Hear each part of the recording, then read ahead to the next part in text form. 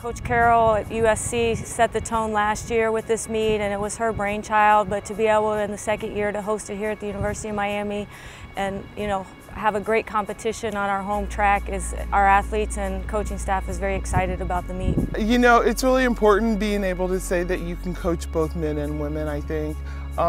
They have some differences, but they are a lot alike, and having a well-rounded program in both genders is something special, especially when you have the women that are going and competing against coaches that have both genders. It's just, there's no difference in us and them. I think that this meet and how important it is to other women, it's called a trailblazer, and I think that women do want to kind of follow in that footsteps. I know last year when it was our first meet, there were female coaches that said, how do I get in? And of course you have to be part of the Power Five, and so I do think that women look at it and see that it's something that inspires them.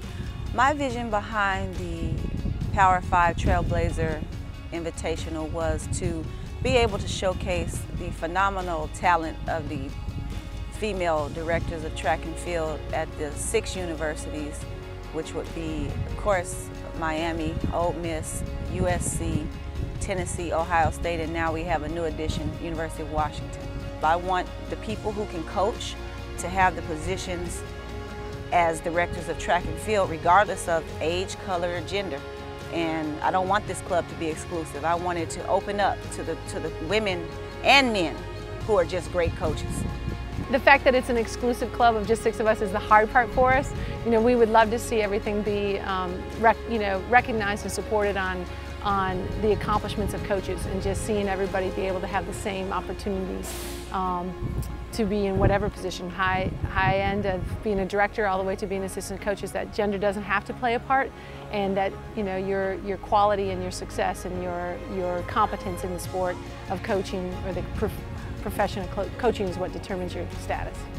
It's equally as important for women to mentor women, as well as for men to mentor women. It's not just about coaching men and women coaching women. It's about, let's coach these young athletes, let's coach these student athletes, and while at the same time be examples of leadership to both genders. I think that once you have the ability to be at the table that's going to select coaches, then I'd like to see more women at that table.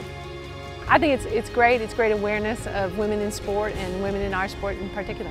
There are no limits, there are no boundaries for anyone, as long as you're willing to work hard and you believe it.